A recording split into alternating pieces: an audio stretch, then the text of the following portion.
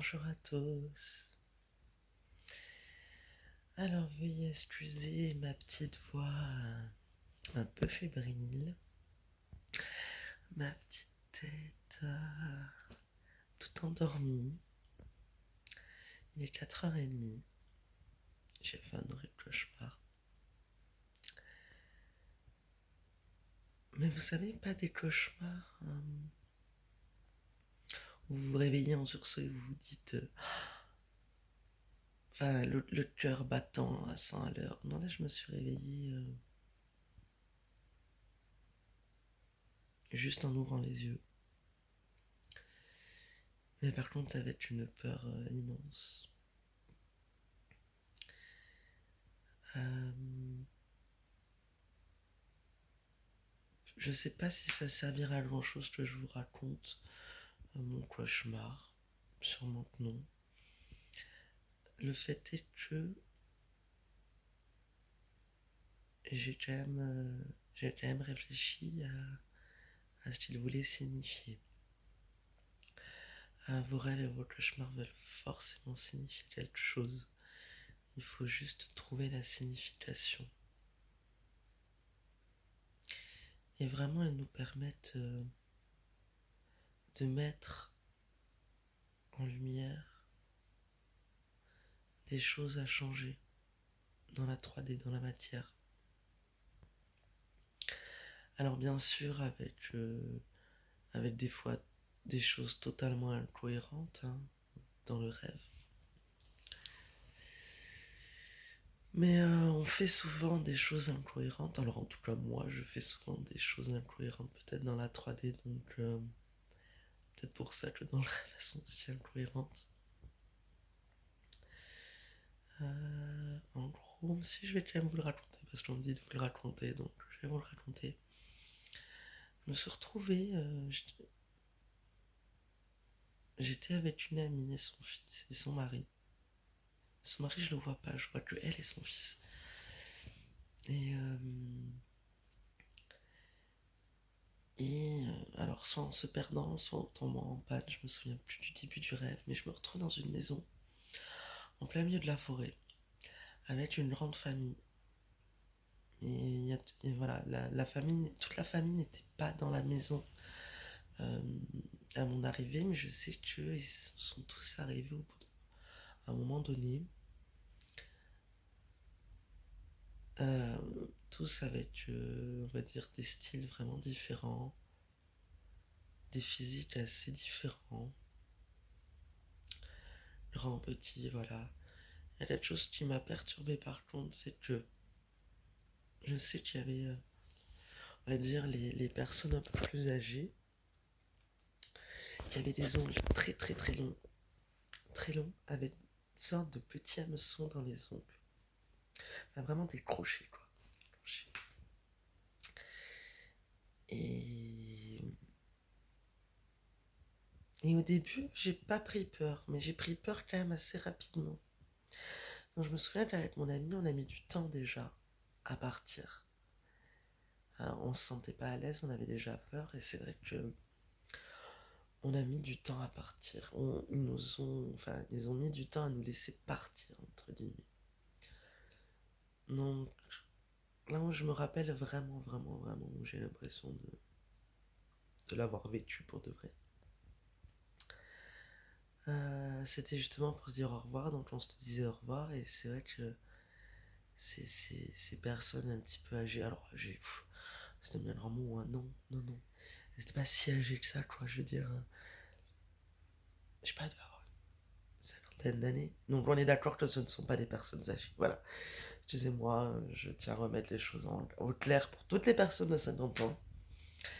Je n'y suis pas dans bien longtemps.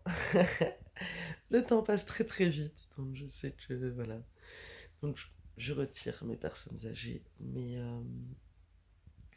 bref, tout ça pour vous dire que elles me disaient au revoir et en fait elles m'enfonçaient leurs ongles, leurs crochets d'ongles dans les mains. Il a fallu quand même que je regarde mes mains quand je me suis réveillée, hein, tellement que je sentais encore ces crochets enfoncer ma peau. C'est horrible. Bon bref. Et donc du coup, je me suis réveillée. Enfin, je me suis réveillée. Non, pas du tout. Je continue mon rêve. Excusez-moi. Je suis un peu dans un demi brouillard encore. Donc du coup, là, on est rentré dans la voiture. Et en fait, il s'avérait que je crois qu'on était en panne parce que du coup, c'était deux hommes de la famille qui devaient nous amener je sais pas où. Sauf qu'en fait, je suis rentré dans la voiture la première et que le couple d'amis devait me rejoindre. Sauf qu'en fait, je vois grimper personne. Et c'était plus un fourgon qu'une voiture. Quand j'ai réussi à essayer de voir à travers une mini fenêtre du fourgon, j'ai vu en fait mon ami et son fils choqués, vraiment choqués, à ne pas bouger, à être assis par terre et à attendre. Et là, je me suis dit, là, il y a un gros problème. Du coup, je sais pas comment j'ai réellement réussi à me libérer du camion. Je crois que j'ai vu mon ami, donc le mari, mort. Enfin, ou en tout cas, je l'ai pas vu mort, mais c'est ce que je me suis dit. Si ma copine était tellement choquée qu'elle ne soit pas rentrée dans le camion et tout, pour moi, c'était un peu, on va dire, la seule solution. Et, euh, et puis là, en fait, je me retrouve dans un hôpital. Très très grand, très très vide, avec beaucoup de portes. Alors, pas forcément un hôpital à l'ancienne, quelque chose oh non. Quelque chose d'assez récent. Mais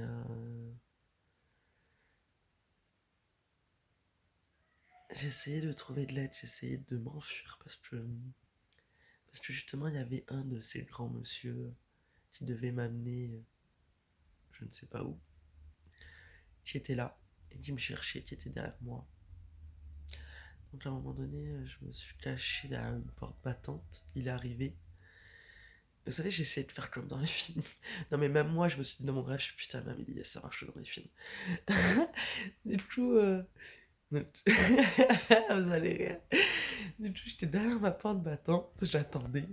Et en fait, le gars est arrivé. Il était tellement grand que voilà, je vous jure, au final, quand j'ai poussé la porte battante, le haut de la porte battante, ça arrivait là. Mais dans les films, j'aurais réussi tu vois, je sais pas d'ailleurs, à faire quoi, tu vas pas le décapiter non plus, mais genre, tu vois, à lui couper la chic. Que nini. Toc. Et là, il fait, non mais ça marche pas. Et là, j'essaie de crier. Et, non, je vous dirai un truc après. Et une voix, au secours, au secours. Comme si j'avais pas de souffle. Comme si j'avais une extension de voix. Comme si j'étais malade en fait. Et là, il me fait, bah oui, bien sûr, c'est l'insuline. Alors j'ai entendu insuline. Mais,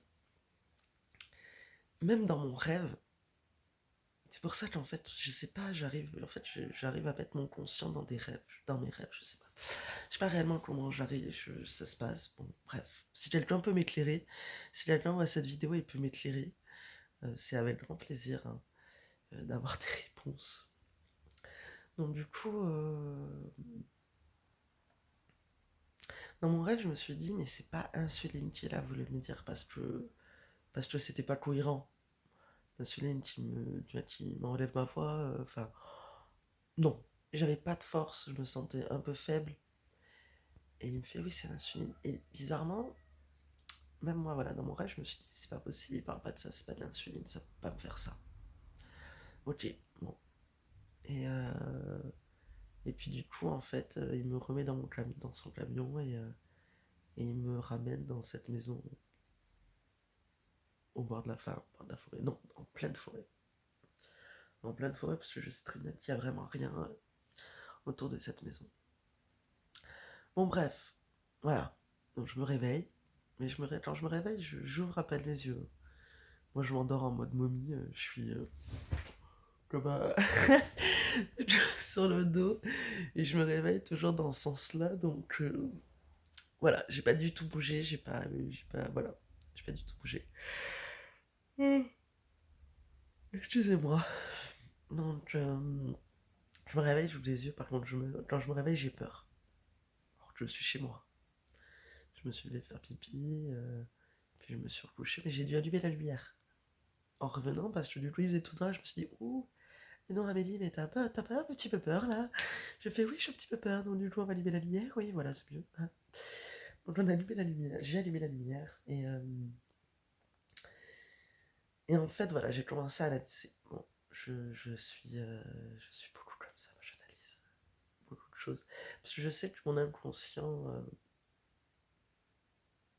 essaie de me faire passer des messages, donc j'essaie de les comprendre. Mais je l'ai bouché, alors que je ne suis pas malade. La voix cassée alors que je ne suis pas malade. Vous voyez, là, vous l'entendez encore plus.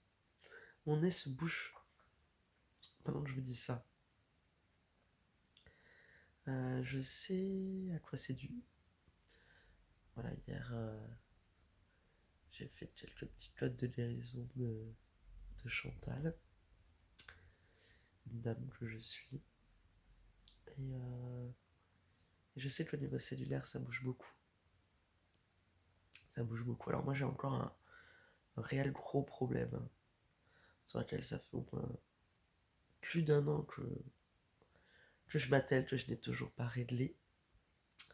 Mon tabagisme. Et là, en réfléchissant, boum, ça fait effet, ça fait écho, ça. Il y a un truc qui se passe. Et là, je me dis, putain, mais c'est pas insuline qu'il a voulu me dire, le gars, en fait, dans l'hôpital. C'était nicotine. Mais bien sûr, tout se tient. À cause de ma nicotine, je suis beaucoup plus faible. À cause de ma nicotine, je ne peux pas parler. Enfin, c'est pas que je ne peux pas parler. C'est que ça m'abîme mes cordes vocales, toute ma gorge, mes poumons, tout ça. Et encore plus loin, ma nicotine me coupe, pardon, de mes connexions avec mes anges, avec mes guides, avec tout ça. Et du coup, voilà, ça fait écho, c'est le tabac. C'est ça en fait. C'est ça dont j'ai peur vraiment. Sachant qu'en plus de ça, hier soir, justement, je me suis refait une séance d'hypnose où j'en ai encore réécrit une autre pour moi. Enfin, c'est la troisième que j'ai écrite là pour moi. Je n'arrive toujours pas à reconditionner mon inconscient comme je voudrais. Pourtant, ça marche sur tout le monde, hein. Ou presque. Genre. Mais le dernier encore en date, c'est justement une personne parce qu'elle devait passer des examens et elle était angoissée. Donc du coup, je lui ai écrit une séance d'hypnose sur ça et c'est vrai que ça allait beaucoup mieux et qu'elle a été beaucoup moins stressée. Puis j'ai eu encore un retour la semaine dernière. Donc voilà. Mais moi, avec le tabagisme, j'ai du mal. J'ai vraiment, vraiment beaucoup de mal. Pourtant, je sais plein de choses, hein. Je sais que c'est du côté de maman, je sais que c'est ma blessure d'abandon aussi qui parle, je sais plein de choses, hein, mais voilà, voilà. Je sais aussi que mon ego bloque beaucoup et, euh, et je sais qu'en fait, j'ai passé plus de temps dans ma vie avec du tabac que sans tabac. Et sans tabac, du coup, j'étais petite, j'étais enfant, donc voilà. J'ai beaucoup de mal à arrêter de fumer. Beaucoup, beaucoup de mal. Alors je dis pas que c'est pas parce que j'ai du mal que je ne vais pas y arriver, attention, non, ça c'est pas vrai. Parce que j'y arriverai. Et ça, j'en suis persuadé que j'y arriverai un jour, ça y a pas de problème. Mais voilà, je me rends compte qu'il est 14 minutes, il reste 10 secondes de vidéo parce que mon portable est éteint et plein. Donc je vous souhaite une très